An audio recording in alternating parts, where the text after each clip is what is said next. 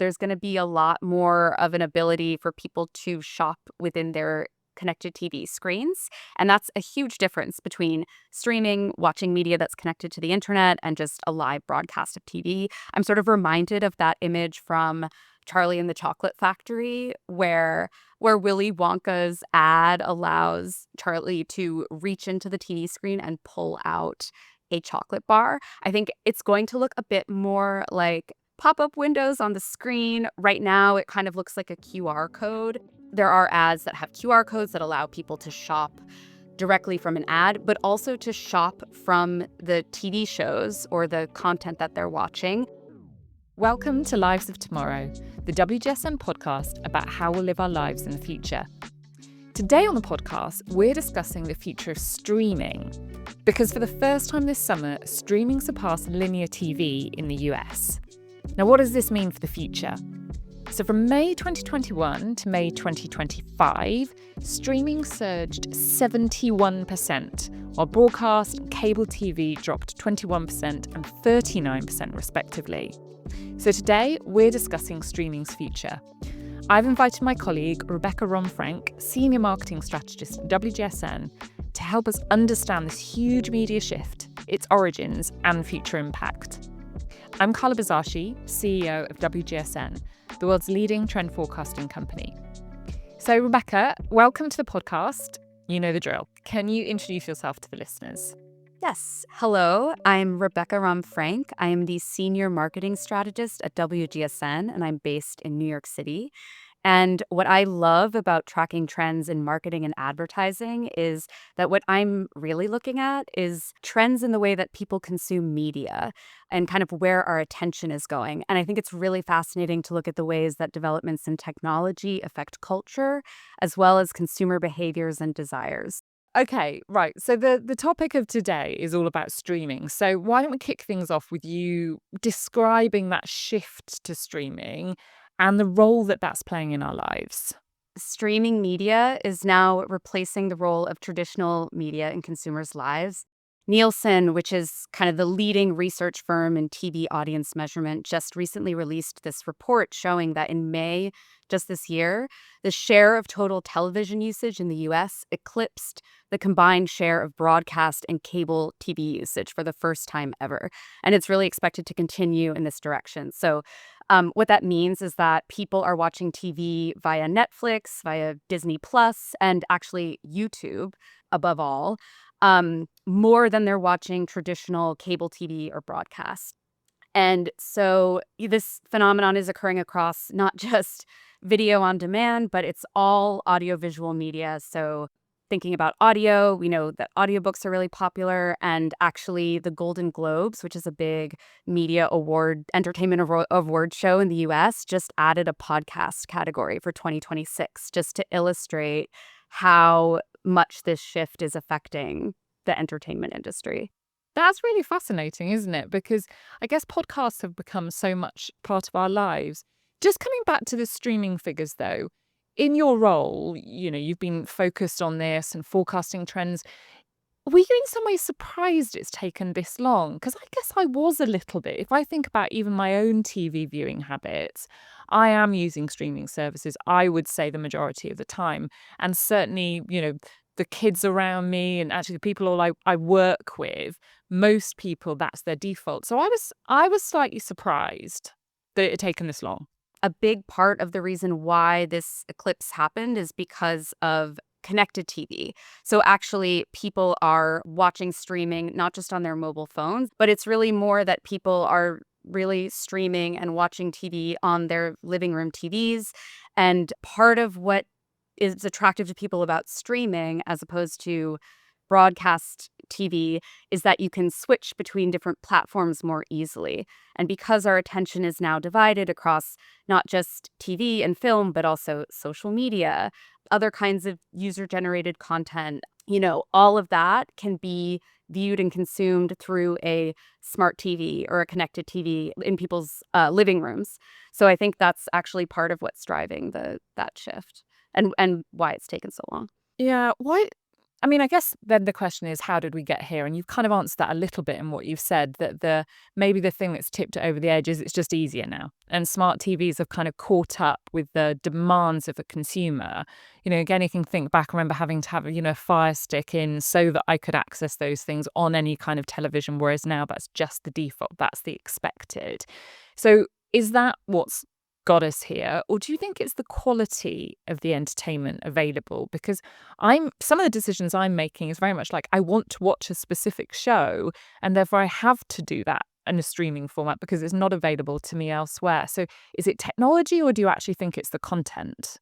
There are people who sort of feel like are sort of viewing what's available on streaming actually as kind of a closed loop in a way. Because yes, Spotify, it feels like you have all the music at your fingertips. Netflix, it feels like there's a million things to watch. But then at the same time, it's not everything. And the choices about what is on those platforms is completely dictated by these by these big tech companies. It has to do with licensing deals. All of it is kind of filtered through all of this legal red tape and business decisions. And also these streaming platforms have the ability to change things, make changes to content. And so what we're starting to see kind of from a consumer perspective is this desire to actually push back a little bit on the ubiquity of streaming and to preserve analog formats, which surprisingly are starting to include DVDs. What? DVDs are coming Yes. back. I'm not sure I believe you on that front. Okay, give me some data points there, because the thought of having to go and buy DVDs again when we've kind of sent all ours to charity shops kind of fills me with dread. I hear where you're coming from, but hear me out. We're already starting to see people who are really into film and older film. I would say, if you've heard of the Criterion Collection, it's kind of a Nope. it's a film distribution company that puts out like a lot of independent and foreign and kind of and classic films, and they also have a streaming channel called the Criterion Channel, which I'm a subscriber to. They have this feature where they have a physical closet of DVDs, and they'll have, famous actors or directors or critics kind of come in and talk about their favorite films by kind of pulling off the DVDs from the shelf and talking about them. And they just released this mobile activation where it's like a truck that has the DVD closet in the back. And they brought it to New York Film Festival, and I saw with my own eyes the line to get into this thing was around the block. And then again, at South by Southwest just this year, they were there. And again, it was just people were flying in from out of town just to go into this physical DVD library and film their own videos talking about their favorite films. But the physical media was something that is becoming really important to people, I think. That's so amazing. All right. So, because the whole another lens on this, but with so many different places to watch content and so much content to watch, how the hell do brands now try and get in front of us? How do they do that in this streaming world? Great question. So there are a lot of different routes, but one interesting thing that I found in my research is, again, yeah, there's so many different platforms where our attention is going. So again, TikTok and YouTube are in direct competition with Netflix and Disney and other streaming platforms, and those big entertainment brands are really aware of that. So what's starting to happen a bit is advertisers are realizing that they have to integrate a lot more with the actual content that people are interested and wanting to watch. What we're also, I think, going to see a lot more of is, with the rise of fandoms and people really rallying around niche interests, because the internet allows them to have a lot more autonomy and choice over where their attention is going. Despite the fact that there's sort of more data available to brands than ever, there's sort of an opportunity to target people more by community cohorts and interests. And There's an interesting study from Amazon Ads that shows that actually 72% of the global consumers that they surveyed say that their hobbies, their interests, their passions define them more than their age or their generation. Okay. I can see that, and I think, the lens that we address our future consumer forecast is very much through the kind of psychographics, not the demographics, because it's very easy to say, well, you're this age and therefore you operate in the same way as other people your age. But we live in I was going to say an ageless society. That's not strictly true, but I'm jumping around today in trainers and leggings, which is pretty much what I wear to the office every single day. And I did catch sight of myself in the mirror this morning. I don't really look like a 40-something CEO. But that's because in this age, you don't need to necessarily be defined necessarily by the age that you are, or necessarily your job in my instance. So, okay, we've talked about all of these streaming formats, and anyone listening to this, I'm sure, very kind of aware of those. Let's talk a little bit more about how live streaming therefore kind of fits into this as well. Because if you're Disney Plus, you're not worrying about live streaming. But when you're coming to maybe the more content creators, that is an important part of it. And I presume that's kind of stacking up into these numbers as well. So explain to me where live streaming fits in with this. I think there's live streaming as a format, which is becoming a lot more ubiquitous. I think we're going to see it in a lot more places and integrated into a lot more multi-layered marketing strategies as just kind of part of the different channels that brands are going to use to kind of talk to consumers, and also even just in people's lives. And then there's also the culture that kind of has sprung up around live streamers, say on Twitch or on YouTube. These people, or there are influencers who are specifically live streamers who have gained these huge followings and they're hugely influential. One example that comes to mind is Speed is a live streamer who talks a lot about gaming. He is huge for Gen Z and Gen Alpha. There's kind of two aspects of live streaming. I think there's live streaming as a format, which I think is going to become a lot more ubiquitous. I think for a long time, it was kind of thought about as this, oh, it's this weird surveillance thing where you're letting people see your life as it unfolds. But it's like, that's just normal now. So I think we're going to start seeing it in a lot more places, and brands would do well to start thinking about how to incorporate it into multi-layered marketing strategies. I think there's also the aspect of live streaming that has to do with the culture that has kind of sprung up around live streamers that have become big on platforms like Twitch and YouTube. I think it was that felt originally to me quite niche, as in it was very much gaming focused. And so it was people streaming themselves when they were, I don't know, on Minecraft or, that kind of world. But it has become, it's crossed over. It's become more the kind of cultural norm.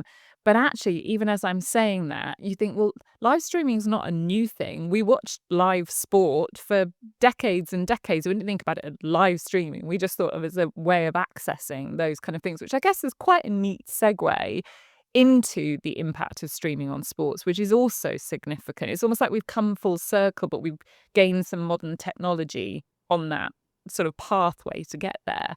So let's talk about that in a little bit more detail. Why is it a big deal for the sports industry? There were just last week a few deals that went through where sports are also now moving over to live streaming. And in the next few years, it's actually estimated that in the US at least, the number of people who are going to be watching sports via live streaming is going to overtake people watching sports specifically via broadcast. So that kind of same pattern I talked about before.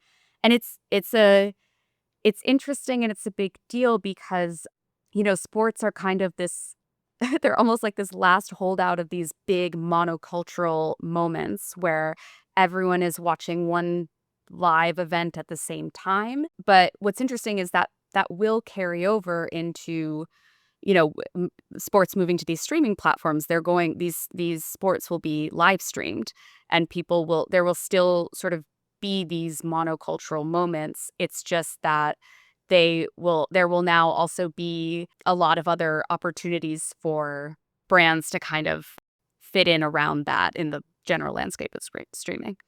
Do you think that then sort of I'm sort of projecting forward here, but it's almost like the infinite shelf. So the infinite shelf we all thought was going to be this amazing thing. We could buy literally anything and any version of it on big retail platforms, e-com platforms. And then obviously what happened is, as a consumer, we became overwhelmed by that. And so now we're leaning into where we can get a really tight edit of things because we just don't have time to scroll that infinite shelf. If you're thinking about a world where live streaming is ubiquitous, and let's even just take it within the sports category. So, I don't know, you've got rugby matches going, cricket matches, you've got, let me come up with some sports which are not very UK kind of focused, but, you can watch athletics, you can, all of those things, it's all going at the same time. That then also becomes quite overwhelming, which sort of brings you back to where you have these edited versions. And I'm thinking about something like in the UK, Match of the Day, which Saturday night, and I grew up in a household where, my father, it was required viewing every Saturday night that you watched Match of the Day and you got to see all the highlights of all the football games. Do you think that's where we'll end up again? Or do we now, because we dual screen or triple screen, have the capability to have sort of live streaming going on that we dip in and out of, and then also having the curation alongside it? Yes, I think the latter is probably the closest thing, because I do think people really enjoy the feeling of tuning into a live event that other people are watching all at once. At WGSN, we talk about collective effervescence, and I think that that's a desire that people have that probably won't go away, even with lots of different choices about things to watch. I think what's interesting about the live streaming of sports, though, too, is that because it's available on these platforms, there's a lot more opportunity for cross-cultural exchange. And again, like, because the streaming era is so defined by fandoms and people, being guided by what they're really passionate about and making choices about what they want to watch, and then being really, really into it. My dad is really, really into the Tour de France, and he will walk around the house streaming the video of the Tour de France on his phone. Like, um, and, there was also just Formula One racing was just brought to India because of the way that now they're able to translate with so much more ease. So I think there's a big opportunity there too. Okay, right, a little pause in questions. We're going to try and get to know you a little bit better. So, quick fire questions, first thing that comes into your head. Your streaming platform of choice. Oh, I guess does podcasts does Apple Podcasts count? You're the expert. Oh, on I'm this. the expert. You can decide Yeah. what it You know what? includes. I know. You know what? I'll be honest. I think lately I've been really into listening to NTS Radio. It's Ooh. a streaming platform that has like lots of different DJ sets from around the world, and it's based in London. But they host a lot of different DJ sets with a lot of different music genres from around the world, and I love to just kind of open up the app on my phone and tune in, and it's a really great way to discover new music in a way that's curated by a human. That's a very cool answer. Mine would be far more basic. What's your daily hack to having a productive day? Oh, exercise in the morning.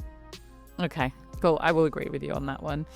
Now, this question, I mean, this was pre-written, so it's sort of, you might sort of have already answered it. Do you watch a podcast on YouTube or audio only on your preferred DSP? I mean, you haven't answered it, but we have talked about this kind of topic. Definitely audio only, because I love to multitask, but the few times that I have tuned into the audio on some of the video streaming on my favorite podcast, I can understand the appeal. It is actually kind of fun to see the facial expressions of the people. Morning person or midnight thinker? I would say morning person if I've gotten that morning exercise I talked about, otherwise midnight thinker. Okay, and finally, one thing most people don't know about you. Something that people might not know about me, but maybe they can tell, is that I was a theater kid up through high school. Okay, but now I want to know more. Now I know. Give me a performance that you were in. When I was a senior in high school, I played viola in Shakespeare's Twelfth Night. Oh, good Yeah. fact. Okay, Yeah. I like that one a lot. Amazing. So let's think about the future now. So let's get your forecasting hat on and let's look into the future. What would be your top 3 predictions for the future of streaming that our listeners today can look forward to or maybe keep in mind for the future? I think what we're already starting to see is kind of people and influencers become entertainment destinations in themselves, especially with the rise of media like Patreon and Substack and other forms of media where people can kind of pay to support just the creator that they really, really love and are loyal to. I think we're going to start to see brands try to mimic that model and try to become entertainment destinations in themselves. And I think we're going to see a lot more sponsorship in maybe more subtle ways of content, and also a lot more subtle integration into content as well. I think we're going to see the rise of shoppable media as well. I think we've been exploring at WGSN a lot the rise of TikTok Shop, which has been hugely successful in APAC, and it's making its way to the West as well. But I think beyond TikTok Shop even, I think, there's gonna be a lot more of an ability for people to shop within their connected TV screens, and that's a huge difference between streaming, watching media that's connected to the internet, and just a live broadcast of TV. I'm sort of reminded of that image from Charlie and the Chocolate Factory, where Willy Wonka's ad allows Charlie to reach into the TV screen and pull out a chocolate bar. I think it's going to look a bit more like pop-up windows on the screen. Right now, it kind of looks like a QR code. There are ads that have QR codes that allow people to shop directly from an ad, but also to shop from the TV shows or the content that they're watching. We know that young people especially get inspiration for, beauty and clothing from the TV shows that they watch. And there are some early studies that have already shown that if consumers are able to kind of just shop and purchase what they see immediately, the return rate is just so much more than if they have to scan a QR code and go to their phones and do all this stuff. So I think we're going to see a lot more of this kind of integrated shoppable media. I was having a conversation with the team at Peloton, and diehard listeners will know I'm a diehard Peloton fan. And they went through a stage where they were testing, buy the outfit from the instructor. But it was more like you had to put your email address in and then you'd be sent a link. And they decided to stop the trial apparently because they didn't think people had their phones with them while they were cycling. I was like, I've always got my phone with me. I'm normally cycling and answering emails at the same time. If someone was wearing something that I absolutely loved and I literally could, like, on my screen, and it's a connected TV, it's streaming this stuff, sometimes the class literally live, to be able to go and do that, I think that would be game changing. I don't think you're going to get the volume of sales immediately because you're training a new habit, but it just seems inevitable that we will get to that stage.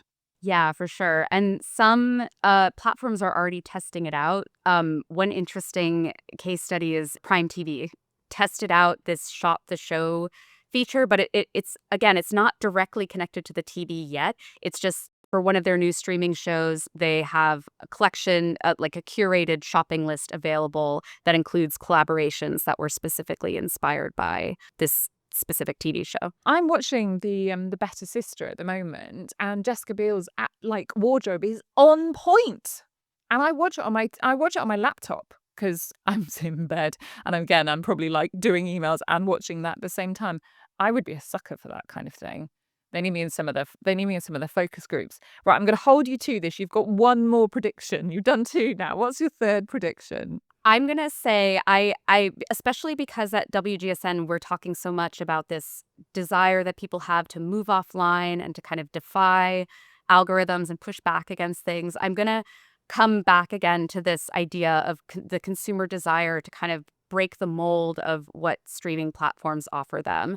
And I want to talk about this is something that I came across organically in my life, and I'm really excited about it. So when I was visiting family up in New England, in a small college town that's very progressive, I came across this video store, and it was a nonprofit, volunteer-run physical video store that just opened, and they had collected all of a huge collection of DVDs that presumably people had thrown out or donated to thrift stores or whatever it is, and they've collected them all in one place, and they've basically recreated a physical video store And for me, going in there, as a millennial who spent a lot of time at Blockbuster and other kind of independent video stores, I was surprised at how powerful of a nostalgic feeling I was hit with when I went in there, just to kind of have the feeling of browsing. And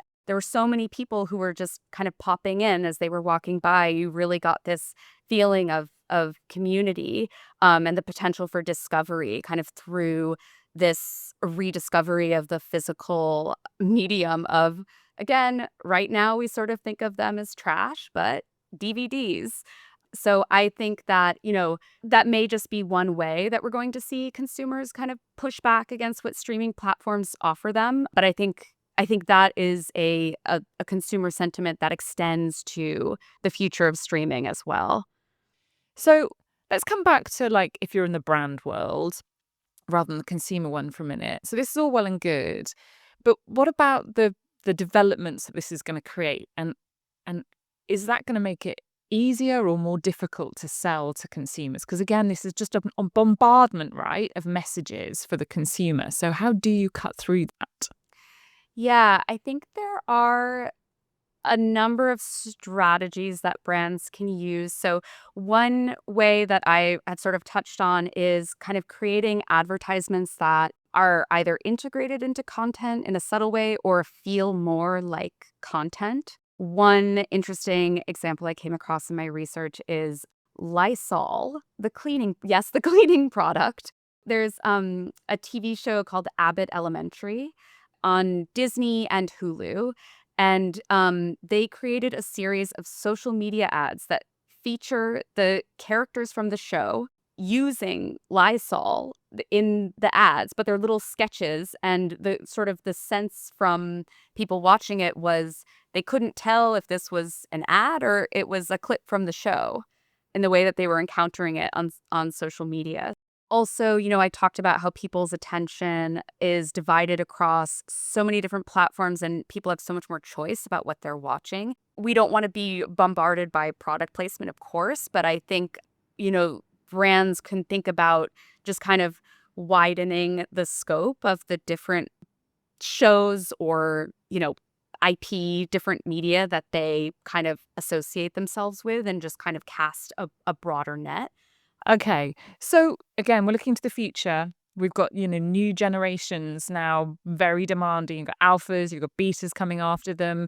What what are they gonna drive? Or how are they gonna shape this world that we're talking about?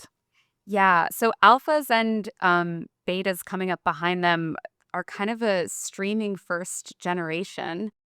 Actually, yeah, a study by Common Sense Media in the US found that live linear TV, that's like traditional TV, made up just 6% of viewing time for US children aged 0 to 8 just last year. So that just illustrates how much they are watching content on streaming platforms. And I think what's going to be important is having, there's an opportunity for there to be a lot of different and interesting content that's maybe available and caters to different needs that different children might have. Safety is also going to be a huge, huge important issue for kids. And obviously, the controversy that we're currently seeing around the restrictions that just went in place in the UK, they're all in service of protecting kids, which is of course super, super important. It's parents driving some of the behaviors we're going to see, and then you will see how the children adapt to that. We've talked about this on previous podcasts, though, but I'm definitely seeing in my research and interaction that more kind of probably younger Gen Z are realizing the damage that's being done, and they are now asking for restrictions. They were the ones who drove that we didn't want them, but now realize the impact on that, and that is definitely going to have a positive impact on the generations coming behind it. But I don't think you put the genie back in the box in this particular instance. We are used to the multiple different channels, and we were regaling my stepkids with horror about the fact that you used to have to get up to change channel. Like you didn't have a remote.